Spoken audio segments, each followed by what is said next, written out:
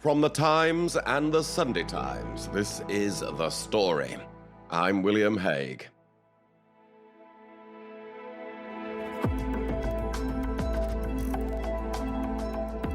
The story today: Lord Kim Darroch, the British ambassador who fell out with Trump, on how to deal with the president-elect this time around, what leverage the UK has with Syria's new leaders, and how to weigh competing demands of trade and security in China.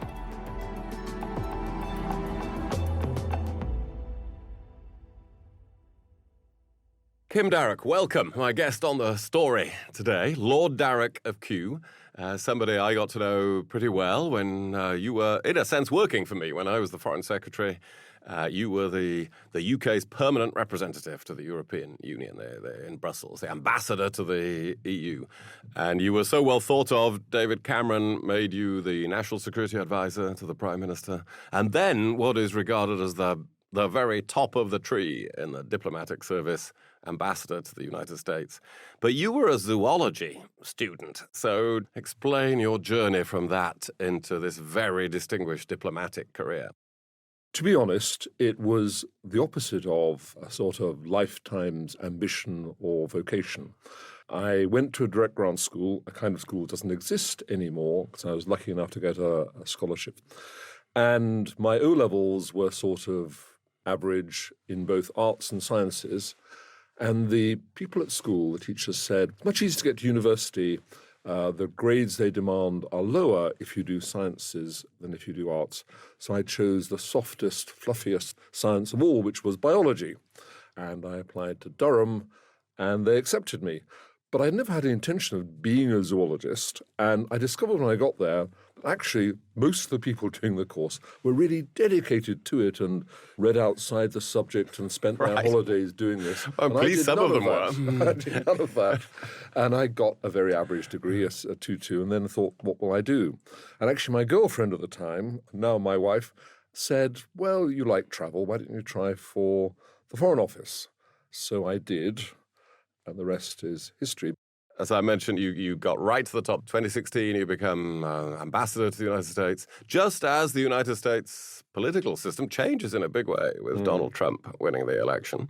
And in the opinion of many of us, you then continued to do a very distinguished and good job in that huge role in Washington. But then you ran into trouble, didn't you, in 2019?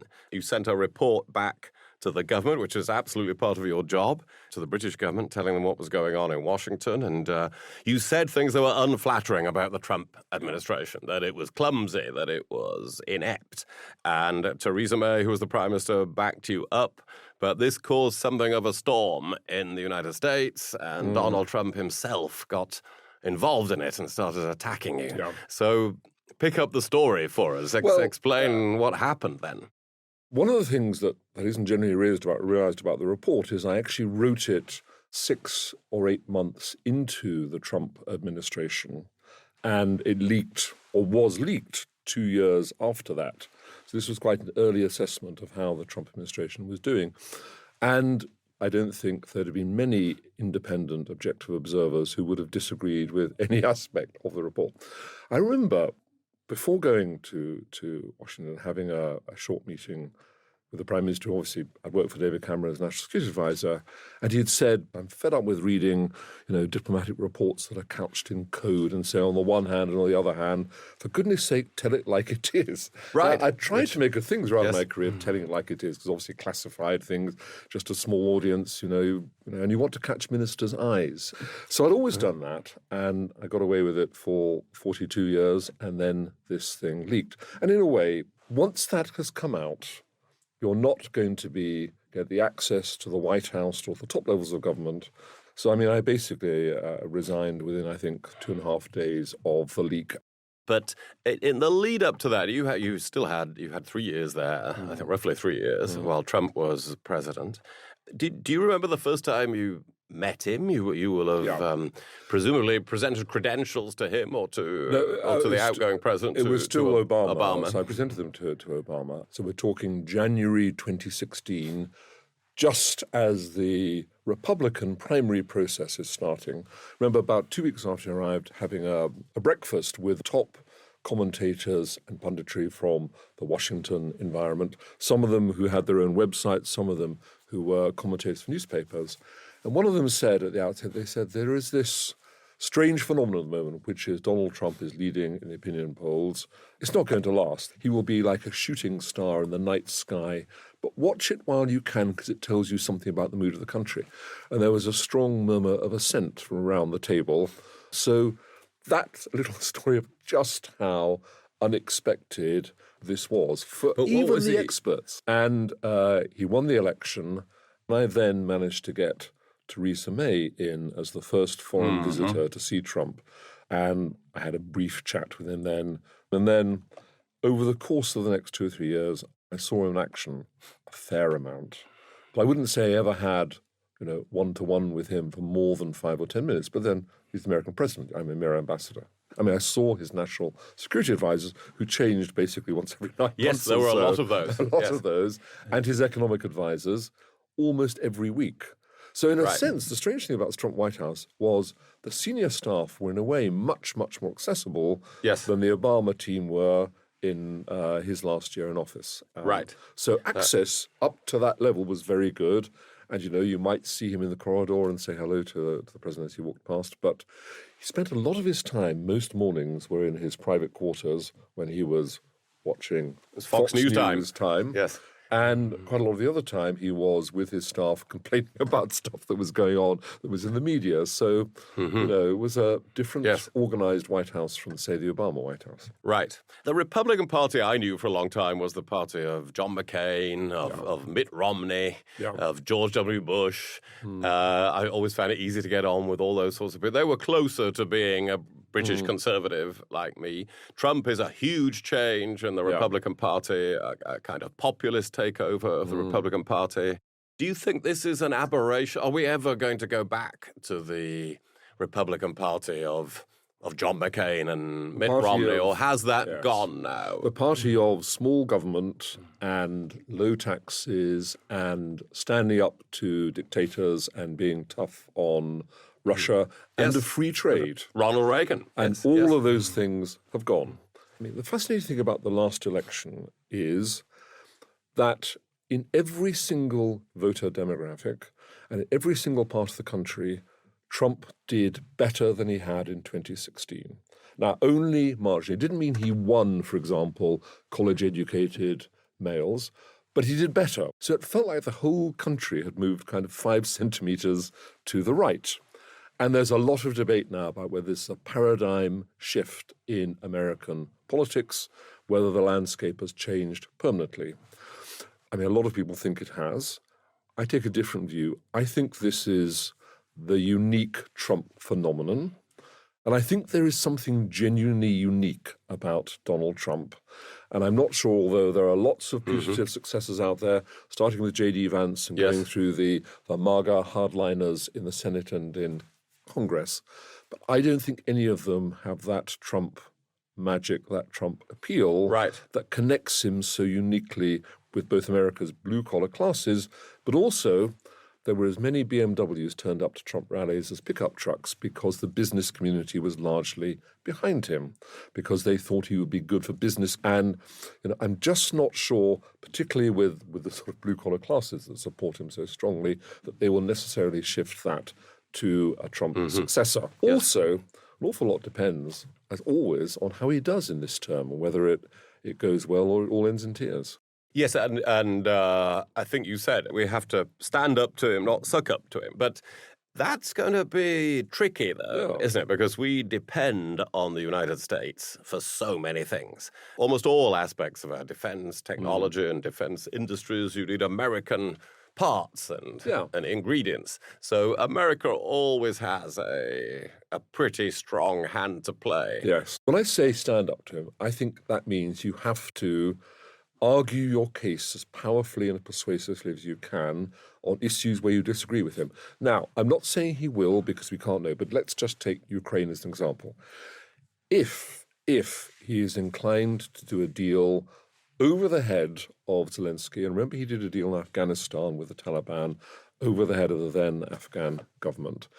Deal with Putin on Ukraine over Zelensky's head, which involves both saying that Ukraine is not going to get any of its territory back that Russia has taken, but also that Ukraine has to accept it can't join NATO in future, which there are some people around Trump, like J.D. Vance, have hinted might be the sort of plan. I think we have to be quite clear in saying to him, we think that is a bad approach and a bad idea, and that it awards Putin a victory, and that it puts not just European but global security at risk, because will Putin just stick with, 4 eastern provinces of Ukraine and think that's all I need to do, or does he threaten further conquest, further action? So that's what I mean by standing up Trump. But another point here, you have to make arguments to Donald Trump that coincide with, that mesh with his America First agenda, which means it's no good saying to him, like on tariffs, this will damage us and cause economic. I mean, he would say you've been exploiting, trade with America or America paying for your defense for decades and decades, and now it's time for some redress. You've got to make arguments to him that say either this is why it's in American interests for you to do things this way, or, Mr. President, think about your legacy. Think about your place in history. Do you want to be the man who lost Ukraine? Yes, you have to say, think of how people regarded Joe Biden after Afghanistan. Yeah. And Afghanistan feels like the turning point in the Biden presidency. You're absolutely right. So we're back, aren't we, to this personal, influencing Trump personally and the people around him. And we should just say a word on that about some of the people being appointed. Yeah. Around him. There have been some predictable, but some very strikingly unpredictable appointments by the president-elect so far. What do you have any concerns about those appointments? Marco Rubio, as his Secretary of State, I must say I don't have concerns about.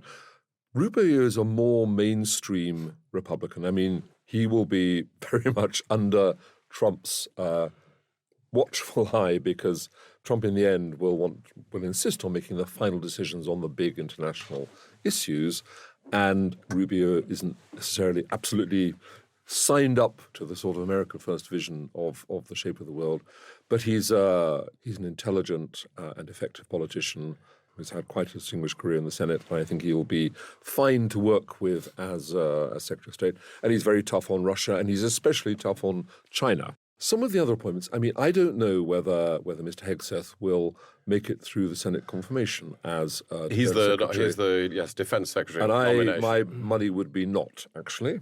First of all, he was a Fox News host with zero experience of running one of the biggest bureaucracies, one of the biggest organizations in the world. And second, there are some slightly unsavory allegations going the rounds about him that may be completely unfounded, may not be, but they may trip him up. But we will see. And then there are some interesting appointments in the domestic field, like the new health secretary, who is a sort of anti-vaxxer. But Robert F. Kennedy Jr., yes. That doesn't concern us so much. I think Tulsi Gabbard, as Director of Intelligence, she has said quite a lot that feels a bit like apologists for what Putin has done in Ukraine publicly over the last couple of years. You question that a bit. Yes. If people are appointed by Trump where there are doubts around the Western alliance about their views and commitment to that alliance, how are we going to work with them when we have such close intelligence relationships, the Five Eyes relationship? Yeah, it's an interesting question. I think that, first of all, what the experience of the first Trump term was that relations between the security and intelligence agencies actually got stronger and flourished in that era, in part because the American agencies were sort of hunkering down under quite a lot of criticism, some from, dare I say it, inside the White House and some from the MAGA wing of the Republican Party. And that almost pushed them together with their Five Eyes colleagues, but particularly with the Brits. I'd be pretty confident. First of all, most of the interaction that happens isn't at the top level. It's at working level with all the burden sharing and tasks sharing and exchanges that go on there. And those will continue, whoever is in the White House and whoever is Director of Intelligence. And I think we will leave it to the American agencies to decide how they manage their leadership. But at working level, things will go on as before, if not even stronger. We should note, shouldn't we, that Trump likes Britain. He has a generally positive view of the UK. At least that was our experience last time. Yeah. And I have seen him, although I don't know him well. I've seen him at state banquets at Buckingham Palace with the late Queen, really on his best behaviour. So, do you think there's something there for even now for Britain to capitalize on, or is it that he loves a winner as well in the world? And from an American point of view, the UK might not look like a big winner in the world at the moment. Well, primarily, Trump, I think, is interested in, sort of attracted to power. And he will know that with the majority that they have, that the current British government and the current British Prime Minister are likely to be around for his entire second term. And that's helpful, I think. Second, you're right about him and the royal family, and you just see that in his apparently very, very successful meeting with Prince William in the last few days. Yes, that was at the Notre Dame opening. Opening. And he was a huge admirer of the late Queen. Third, his mother was born came from one of the Scottish Western Isles. He owns 2 golf courses in Scotland. He loves going to them. He does have a lot of affection for the UK. He didn't used to think we were quite where we used to be in the global league table. Mm-hmm. He was a big fan of Brexit. Yes, he was pro-Brexit. Pro-Brexit. Yes. I think that we now look like the sensible, stable ones in Europe, with both France and Germany in political disarray. Now that can change. Things can change very quickly. But he might look to us now as a point of stability and a point of sort of constancy in Europe. Yes, certainly to have a reliable partner in Europe. He's looking at the UK and Italy, of course. But the UK has more global reach than Italy, and not at France and Germany in their current political state. But anyway, this is how Trump works, and it's who he is appointing. Let's think about what he is going to do. You've already mentioned the Ukraine situation, and do you think that if there was a bad outcome to the Ukraine war, that Russia was essentially victorious and achieved a lot of its objectives, would Trump then, from what you've seen of his policies, stand by NATO in the future? If you're sitting in the Baltic states, in Lithuania, Estonia, and Latvia, will people be able to feel still, well, the United States has our back? You have to have a question mark there because of the things that he has said on the campaign trail about him not being interested in America defending any country that isn't spending 2% of GDP on defense. Look, the whole Trump thing about Europe needs to do more is right. And you would have said it in your time as Foreign Secretary, and Prime Ministers have said it. We all know that it's not good enough for a number of NATO countries not to have lived up to their commitment to spend 2% of GDP on defence. Point one. Point two, though, the picture is miles better than it was in Trump's first term. There are only about 8 countries at 2% on his first term, and it's now more than 20, I think. So we Europeans can say to him, it's a bit down to the invasion of Ukraine and what Russia is up to, but it's also down to you, Mr. President, all the pressure you put on us. So there's a win for you there. But I don't think for Trump it is just about the money. I think if you look at the stuff he has said for 4 decades, and I refer people to an open letter he wrote in the New York Times to the American people in September 1987, which he said much the same sort of things about America's allies that he said on the campaign trail in 2024. He's held these views for a long, long time. He doesn't really believe America should be the world's policeman, and he doesn't believe American interventions in the world over the last 20, 30 years have been successful. And he used to say, and his White House staff would occasionally whisper it around diplomatic circles, when he's told about Article 5 of NATO, he would say, you mean America would go and defend Lithuania if the Russians did something there? That's crazy, he would say. So there is a question mark here. But that's one of the things that we will have to try and persuade him of over the next 4 years. And the starting point has to be Europe doing much more itself. And the countries that haven't got to 2% have got to move quickly to get there. For their Right, own and- interest, by the way, not Yes. just because the Americans say But so. he might say, and I think he said on the campaign trail, well, actually, they will have to spend 3% Yeah. of their GDP. America spends more than that on defense. So that might come up, and this question mark that you're talking about over the defense of Europe is a dangerous thing, because It a is. question mark is something that can be tested out by Yes. aggressive powers. If you have a question mark over whether you'll stand up to Putin, Putin will find the answer to Yes. that question. Yeah, he will. On the other side of the coin, Putin has just suffered a big reverse in Syria. And the experts inside the Foreign Office in MOD and quite a few academic experts outside highlight how much damage the Ukraine war is doing to Russia's economy and question how sustainable it is beyond the end of 2025. So Putin's not in the greatest shape either, but nevertheless they are capturing a bit more Ukrainian territory every day, albeit at huge cost, 1,500 casualties a day. But he is winning, but very, very slowly there. Yes, and how do you think do you see, as a former national security advisor, any sustainable end to the Ukraine war that Trump could bring about in 2025? I think this is really difficult. I mean, I sort of knew... That's why I'm asking Yes, about it. I sort of knew a bit. A man called Keith Kellogg, who has been appointed Yes. as Trump's Ukraine advisor. He was a real tough guy on him. He's a general. He's really tough on Russia. Much tougher than Trump appears to be. Look, first of all, I think there's a big question over whether Putin, if he thinks he's winning, and he's not worried about the sustainability of the Russian war effort and the suffering of the Russian people, he may not be interested in any sort of deal because he may think he can actually, sooner or later, they're going to break through Ukrainian lines, they're going to make a dash for Kyiv, and they're going to capture the capital, and they're going to impose a Yanukovych-style government there. If he's interested in a deal, though, I think he'll want both the territory he has captured, that he's said by presidential decree in Moscow is now Novorossiya. It's actually now part of Russia.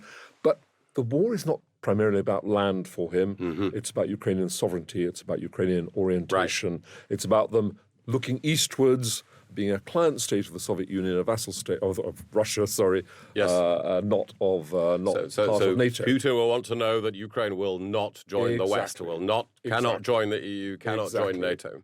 And then you get into the question of whether, if there is any alternative in terms of Western security guarantees for Ukraine that kick into the long grass, kick it down the road, the question of Ukrainian membership of NATO. And I think there is a question whether any European countries would sign up to that, because it would need to have the UK and Germany and France involved. But the biggest question here is, would a Trump-led America be part of any security guarantees for Ukraine post some sort of settlement?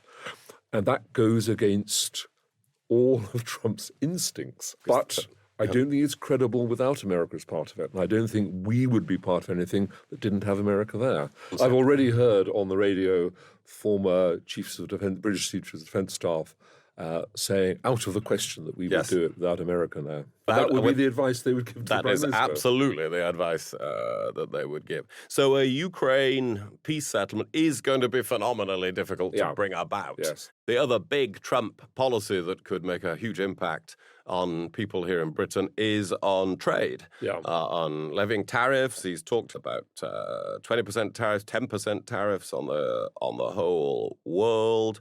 And tariffs, we should remind people, are a tax on trade. All right, if you're exporting to the United States, if you're a British manufacturer, if you're selling Scotch whiskey to the United States, this would be 10% or whatever on top of those goods, making it harder to sell your products. Exactly. Your products become more expensive. By the way, it puts up inflation in America, but nevertheless, products become more expensive and therefore, in theory, harder to sell. How should the UK try to handle this?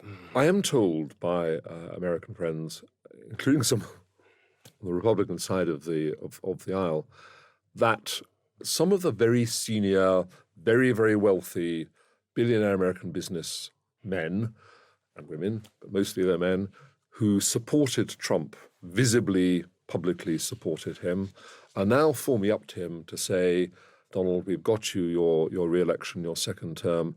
You must now rethink your ideas on tariffs, because they would be very damaging to the American economy and they would increase inflation and might have to put interest rates up and all the rest of it. He will listen to these people because he respects people who've made a lot of money from business. Yes. So I don't think it's impossible that he will change his mind or just hold tariffs as a threat. So I think what he will do is he will impose the tariffs and then say afterwards, if you want them lifted, what are you going to do to bring jobs to America, to balance our trade, whatever. And then what do we do? Yes. Now, I wouldn't have believed 2 months ago I would have said this, but I've done some reading of some quite reputable economists, and some of them are saying we should just suck it up. Because if we impose counter tariffs, that puts prices up in the UK. And if it's only 10% or so, just take the hit.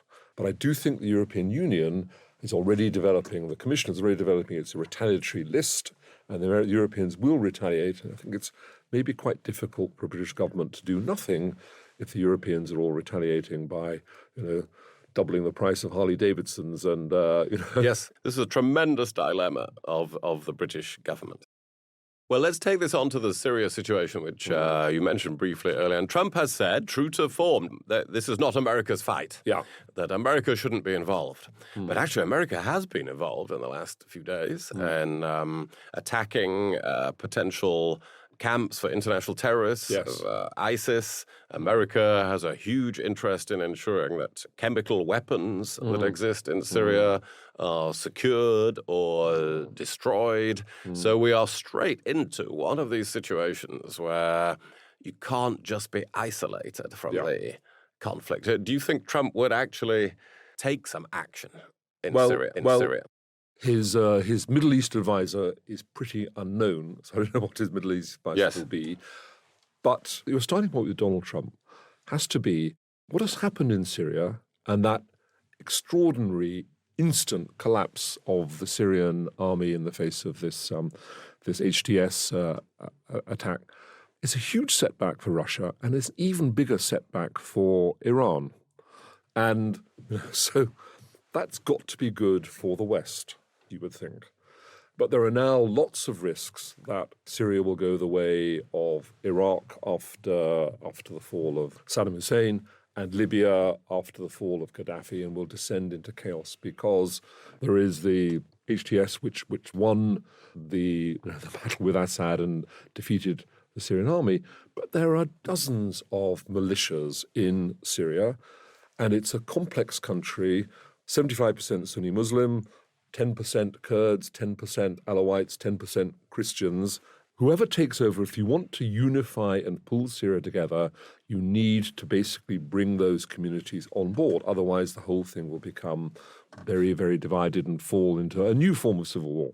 Add to that, you need, I think, not to do the de-Baathification that we did in Iraq in the early 2000s. That was getting rid of the whole structure of government. The whole structure of government. You need to preserve it, and you will need to preserve some security forces and this kind of thing, even though some of them did terrible things under Assad's rule. So it's very complicated, but it is an opportunity for the West and for America. To explore that opportunity to have a more peaceful Syria, we would have to have some contact, wouldn't we, with the group that has just taken Damascus, HTS. Yeah. So if I was still the foreign secretary, I'd be saying to you for advice, now look, these people are prescribed as a terror group in the United Kingdom, so we're not meant to have any dealings with them. It's illegal to have any dealings with them. On the other hand, they've now taken Damascus. They are the ones who are making the decisions. Shouldn't we be finding a way to have contact with them? I think you can find ways to have contact with them which don't involve the foreign secretary flying off to meet them or this kind of thing. I'd be quite cautious just because there's a little bit of leverage in not leaping into dealing with them instantly. I'd be quite cautious about it, and I would wait to see how in the coming days they behave while using channels that might be available to get some messages through them. And I'd be talking a lot to France and to Germany and to America about how we handle all this and see if we can all move together. I'd also be trying to dissuade some of the Gulf Arabs from moving too quickly because they'll be worried about chaos in Syria and what might happen afterwards. There is potential leverage in the future because Syria will need a huge amount of economic support to rebuild because it's a huge amount of damage to the country's infrastructure. And that gives you a bit of leverage, so maybe we can use something there. And you would be talking about what might be available to them in terms of economic and humanitarian support if they were continue their good start on the kind of policies that they were following. And you would get some people into the country pretty early who you would hope would be able to go around and talk to them every day and offer them advice on how they should be managing things. But that all sounds great.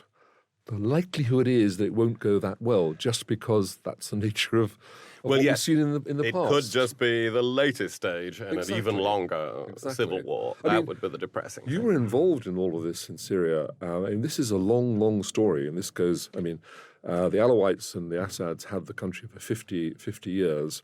But what has happened now is effectively a continuation of the war that was being fought in 2011, 2012, when the rebels got quite close to Damascus and then Russians and Iranians helped the Syrians turn it around. Yes, no, I was involved in peace negotiations in 2012 to 2014, when actually we did persuade everybody to sit around a table in Switzerland and the Assad regime, the opposition forces.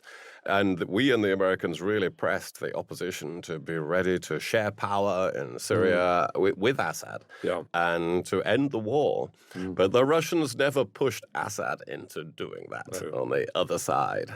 But, I went to see Assad. The last time I went to see him was just 2 weeks before all this began in early 2011. And I said to him, well, there is huge trouble in Egypt and spreading across the Arab world, and I think you will have a lot of trouble now in Syria. I'd been arguing to him for a long time that he needed to become a more Western-orientated nation, less dependent on Iran and Russia. I said, a lot of trouble is coming. And he said, no, there will be no trouble here. He said, we have a common ideology of opposing Israel, and you will not see any rebellion in Syria. Well, that is how out of touch a dictator can be. 2 weeks later, the mass demonstrations against him began. A fascinating point there when you said one of the main reasons, maybe the main reason why the peace negotiations you were involved in failed was the Russians didn't buy into it. So the Russians made a bet that Assad would be able to sustain his rule indefinitely. And they were wrong. They did. A big bet, which has served them quite well, they will think, for the last 10 years with their military bases on the coast of Syria, which has enabled a lot of their operations in Africa, since it's a staging post to Africa. That is now all in doubt, and in fact, it looks likely they will have to evacuate those bases. So this is indeed a huge setback for Putin. But as a former national security advisor, thinking of the situation in Syria now, a chaotic situation, what will be going on behind the scenes to try to protect us in the UK from terrorist threats? The most important thing is to understand clearly what is going on in Syria. There are still remnants of Islamic State in Syria, and there are, as I've said, dozens of other militia groups, and indeed HTS have some al-Qaeda baggage from their early days. Now their leader claims that that's all gone, but you would need to assess. So the first thing we need to do is have the most complete understanding possible. Once you understand what's going on, then we and the Americans and others with some hard power capacity need to think what we need to do to stop anything that might be a threat to the West emerging, because it's very possible that something could. Hard power capacity, it means actually striking means terrorists and taking military action. We may need to strike at terrorist bases in Syria if the country is in chaos. Looking at all these threats, just a couple of other questions. One of the big issues will be looking at all these issues around the world, Trump's relations with China. Well, he's very hardline, but our government and the Prime Minister have set out to improve relations with China, actually, in recent weeks. How is the UK going to be able to stand between, or where is it going to stand between the US and China having much more difficult relations? Yeah, I mean, 2 points I'll make here. Number one, I think it is likely that Trump will first of all impose big tariffs on China, and second, that at some point down the line, as happened in about 2017, 2018, in his first term when he put pressure on the British government and the Europeans over Huawei. He will come to Europe and say, we're doing all your defense, spending billions for you. You need to support us on China. And this will be very difficult for all European governments, arguably more difficult for some of the mainland Europeans. Germany in particular. Germany sells 5 times as much to China as we do. Yes. Angela Merkel used to take all the captains of German business across to China. Vast delegations. Remember these discussions around the National Security Council table about how well Germany was doing. So it'll be very difficult for them, but it will be difficult for us as well because, understandably, in pursuit of economic growth, Keir Starmer and the government are trying to improve our performance, our economic and commercial performance in China, and this may come under pressure. Do you think Trump would support Taiwan if China were to attack it? There must be a serious risk of a Taiwan crisis in the coming years where China might make some sort of move on Taiwan, particularly if they thought the US president was uncertain about how to respond. Yeah. So would he stand by Taiwan? If I could make 2 points. First of all, Xi has said that reunification of Taiwan is inevitable.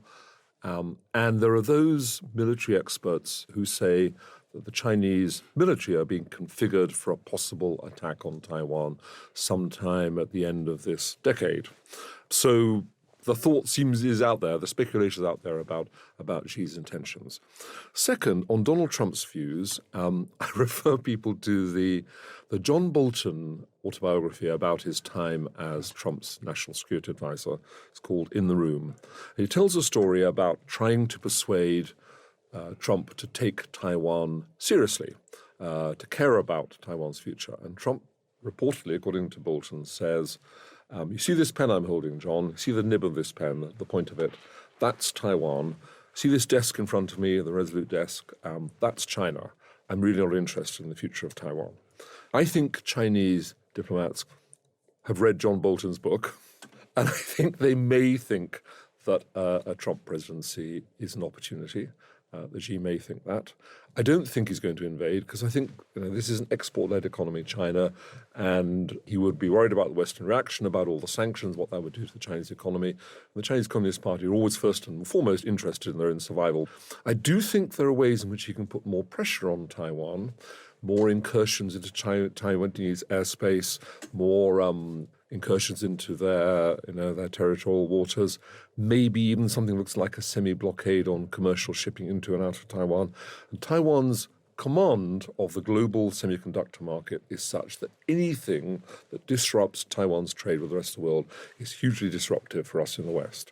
So there is a real risk there, and I don't know whether Trump's new team will be able to persuade him to take Taiwan more seriously, or indeed whether John Bolton's assessment of his indifference to Taiwan is right or not. But I think it's a real question. I think they do need to persuade him for all the reasons you've given, which I absolutely agree with. Now, for Britain, as we sit here, the government is probably weighing up who should be our next ambassador to the United States, who will be a really key person in dealing with all the issues that we've just described, in trying to get Trump's ear, in influencing the people around him, leading our embassy in Washington, as you did for several years. What would you say about what are the criteria for the next ambassador to the United States? First of all, you need, and I think they're going to go for a political figure, although that's not certain. It's good to be to have the Prime Minister's ear, to understand his instincts, to know where the government is likely to come from, to be able to predict before a decision is taken which way things are going to come out. And these are going to be difficult times, I think, testing times. So I think it's actually a moment when a political appointee is probably quite a good idea, provided whoever it is really has access to the Foreign Secretary and the Prime Minister can pick up the phone to him, all the rest of it, number one. Number two, look, you need to be creative because the usual diplomatic arguments, as you've said yourself earlier in this discussion, don't necessarily work with Trump. You need to find arguments that play into his American first agenda and into his personal legacy, how he's seen in history after this second term. Third thing, you need to be prepared, I'm afraid, to be out on the Washington circuit every night, picking up the gossip and meeting some of the senior people in the White House in a social setting. And, it's a 24/7 job, and you just need to steel yourself for that for the time that you're doing it. But the candidates out there that I've read are all very capable of all of this, so good luck to them. Well, what's any other advice for that person? I suppose you've given some of your advice there, but any other advice for whoever does it? There is a sort of, I wouldn't call it a kitchen cabinet, it's not that organised, but there are people around Trump. He phones a lot of people outside government. Certainly his first time, he was on the phone to his friends. Some of them are journalists, some of them are commentators on Fox News, or were, people like Tucker Carlson. Some of them are senior business, some of them are fellow casino owners and this kind of thing. But there's a bunch of people out there who have his ear and who can literally phone him, or he will phone them up every week. And you need to know who those people are and get to them, because they will often have more influence on his decisions than the staff in the White House around him every day. Very good advice. I think you've shown that zoology degree really taught you a lot about animal behavior that is useful for a diplomat. Kim Darroch, thank you so much for having this discussion about so many huge matters in the world and the immensely topical issues of Donald Trump returning to office in the United States of America. It's been a great pleasure to have you on The Story. Thank you very much for inviting me.